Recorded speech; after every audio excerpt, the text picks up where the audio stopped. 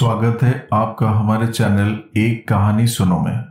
अगर आपको हमारे भारत के संस्कृति और पौराणिक कथाएं अच्छी लगती है तो कृपया हमारे चैनल को सपोर्ट करें, लाइक, शेयर और सब्सक्राइब करें। तो आइए आरंभ करते हैं। ये उस समय की बात है जब राम जी का अश्वमेध यज्ञ चल रहा था। राम जी के छोटे भाई शत्रुघ्न के नेतृत्व में असंख्य वीरों की सेना सारे प्रदेश पर विजय प्राप्त करती जा रही थी। यज्ञ का अश्व प्रदेश प्रदेश जा रहा था।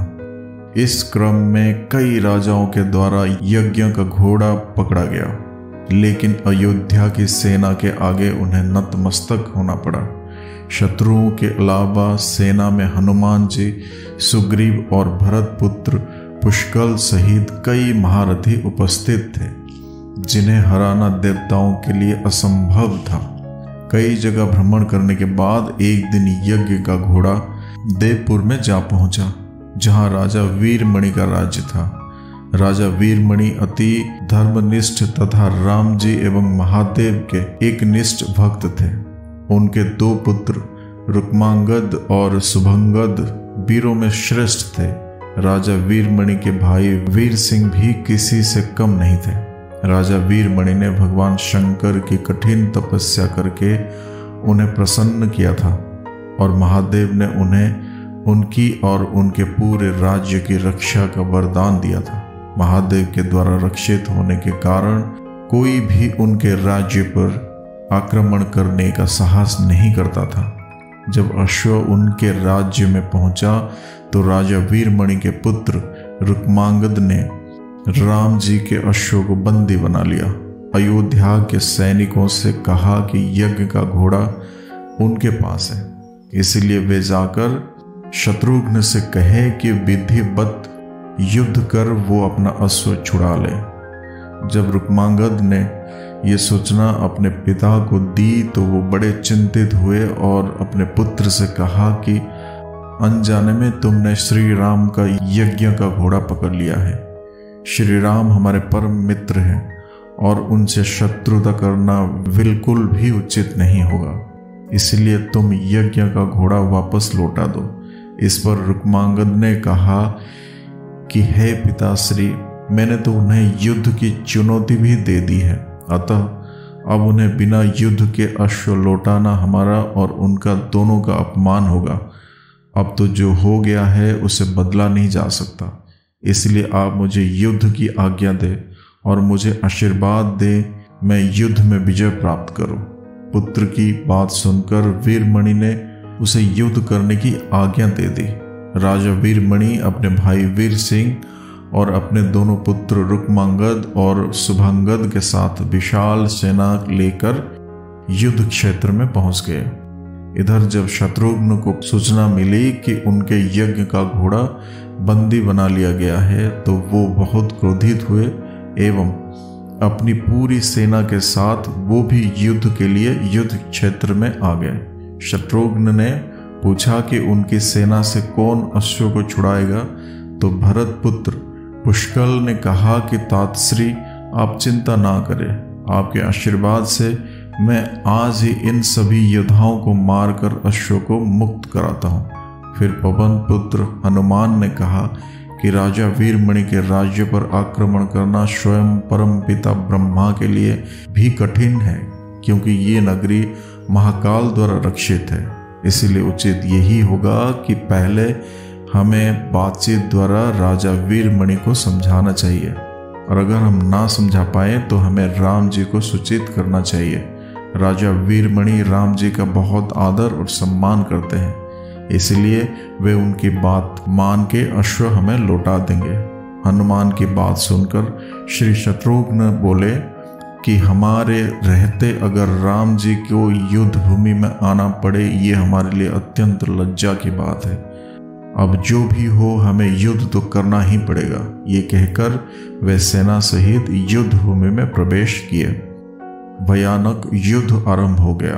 भरत पुत्र पुष्कल सीधा जाकर राजा वीरमणि से भिड़ गए। दोनों अतुलनीय योद्धा थे।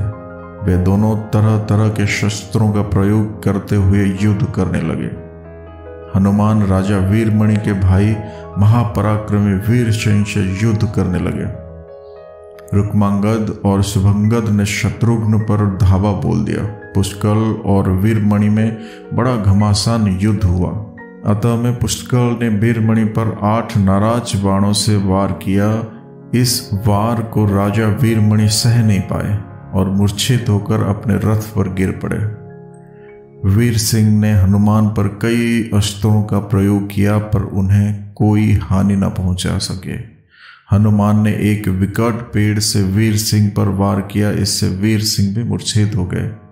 उधर शत्रुघ्न और राजा वीरमणि के पुत्रों में घमासान युद्ध चल रहा था।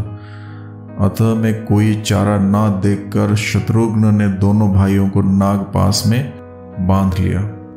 अपने विजय देखकर शत्रुघ्न की सेना के सभी वीर सिंहनाद करने लगे। उधर राजा वीरमणि की मूर्छा दूर हुई तो उन्होंने देखा कि उनकी सेना हार के कगार पर है। ये देखकर उन्होंने भगवान का स्मरण किया तो महादेव ने अपने भक्त को मुसीबत में जानकर वीरभद्र के नेतृत्व में नंदी भृंगी सहित सारे गणों को युद्ध क्षेत्र में भेज दिया। महाकाल के सारे अनुसर उनकी जय जयकार करते हुए अयोध्या के सेना पर टूट पड़े। शत्रुघ्न, हनुमान और सारे लोगों को लगा कि जैसे प्रलय आ गया हो। जब उन्होंने भयानक मुख वाले रुद्रावतार वीरभद्र, नंदी, भृंगी सहित महादेव की सेना देखी तो सारे सैनिक भय से कांप उठे।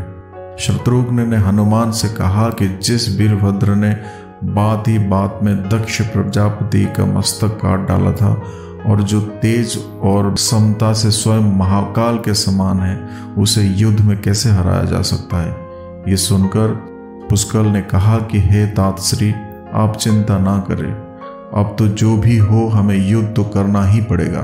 ये कहता हुआ पुष्कल वीरभद्र से, हनुमान नंदी से और शत्रुघ्न भृंगी से लड़ने लगे।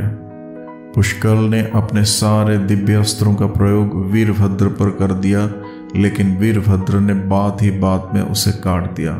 उन्होंने पुष्कल से कहा कि हे बालक, अभी तुम्हारी आयु मृत्यु को प्राप्त होने की नहीं हुई है, इसलिए युद्ध क्षेत्र से हट जाओ।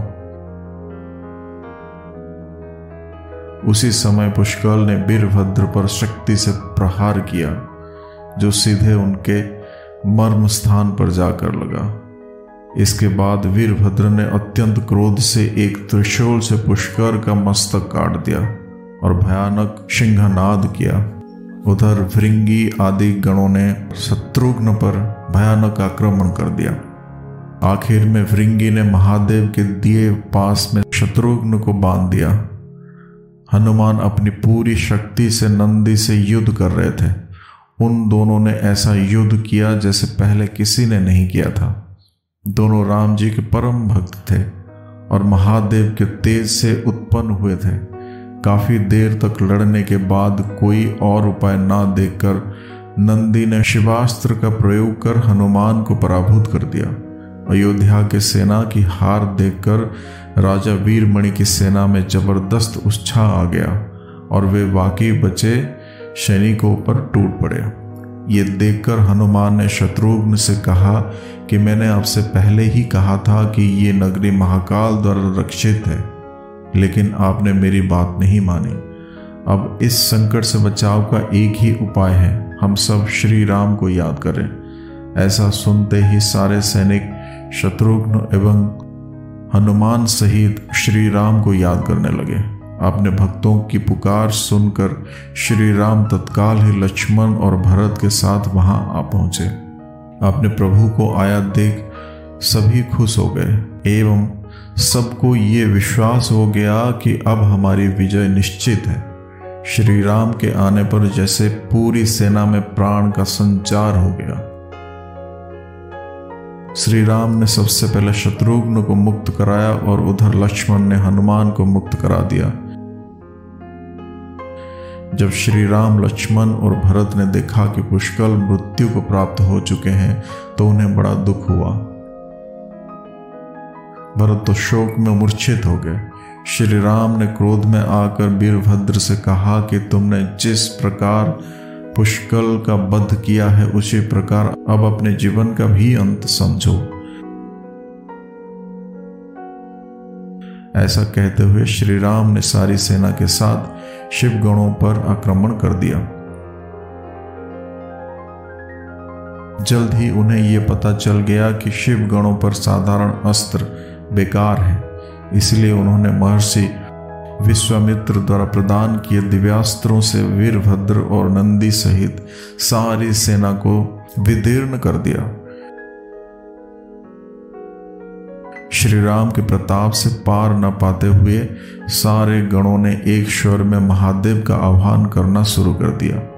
जब महादेव ने देखा कि उनकी सेना बड़े कष्ट में है तो वे स्वयं युद्ध क्षेत्र में प्रकट हुए।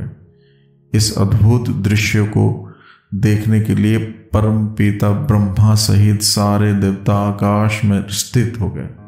जब महाकाल ने युद्ध क्षेत्र में प्रवेश किया तो उनके तेज से श्री राम की सारी सेना मूर्छित हो गए। जब श्री राम ने देखा कि स्वयं महादेव रण क्षेत्र में आए हैं तो उन्होंने शस्त्र का त्याग कर भगवान रुद्र को दंडवत प्रणाम किया एवं उनकी स्तुति की। उन्होंने महाकाल की स्तुति करते हुए कहा कि हे सारे ब्रह्मांड के स्वामी, आपके ही प्रताप से मैंने महापराक्रमी रावण का वध किया। आप स्वयं ज्योतिर्लिंग में रामेश्वरम में पधारे। हमारा जो भी बल है वो भी आपके ही आशीर्वाद के फलस्वरूप ही है। ये जो अश्वमेध यज्ञ मैंने किया है वो भी आपकी ही इच्छा से ही हो रही है,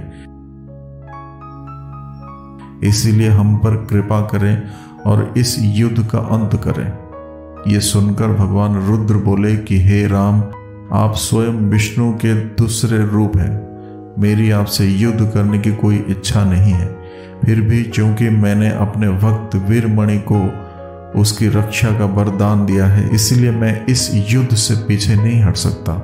अतः संकोच छोड़कर आप युद्ध करें। श्री राम ने इसे महाकाल की आज्ञा मानकर युद्ध करना शुरू किया। दोनों में महान युद्ध छिड़ गया, जिसे देखने देवता लोग आकाश में स्थित हो गए थे। श्री राम ने अपने सारे दिव्यास्त्रों का प्रयोग महाकाल पर कर दिया, पर महाकाल को कोई फर्क नहीं पड़ा। अंत में उन्होंने पशुपतास्त्र का संधान किया और भगवान शिव से बोले कि हे प्रभु, आपने ही मुझे ये वरदान दिया है कि आपके द्वारा प्रदत्त इस अस्त्र से त्रिलोक में कोई पराजित हुए बिना नहीं रह सकता। इसीलिए हे महादेव, आपकी ही आज्ञा और इच्छा से मैं इसका प्रयोग आप पर ही करता हूँ। ये कहते हुए श्री राम ने वो महान दिव्यास्त्र भगवान शिव पर चला दिया। वो अस्त्र सीधा महादेव के हृदय स्थल में समा गया और भगवान रुद्र इससे परास्त हो गए। उन्होंने प्रसन्नता पूर्वक श्री राम से कहा कि आपने युद्ध में मुझे परास्त किया है, इसलिए जो इच्छा हो वो वर मांग लो। इस पर श्री राम ने कहा कि हे भगवान, यहाँ इस युद्ध क्षेत्र में भ्राता भरत के पुत्र पुष्कल के साथ असंख्य योद्धा वीर गति को प्राप्ति हो गए हैं, उन्हें कृपया जीवन दान दीजिए। महादेव ने मुस्कुराते हुए तथास्तु कहा और पुष्कल समेत दोनों और के सारे योद्धाओं को जीवित कर दिया। इसके बाद उनकी आज्ञा से राजा वीरमणि ने यज्ञ का घोड़ा श्री राम को लौटा दिया और अपना राज्य रुक्मांगद को सौंपकर वे भी शत्रुघ्न के साथ आगे चल दिए। तो ये थी शंकर जी और राम जी की युद्ध की कहानी। आशा करते हैं आप लोगों को अच्छी लगी होगी। तो फिर मिलेंगे साथियों अगले वीडियो में। तब तक के लिए अपना ख्याल रखना और हमेशा हंसते मुस्कुराते रहना।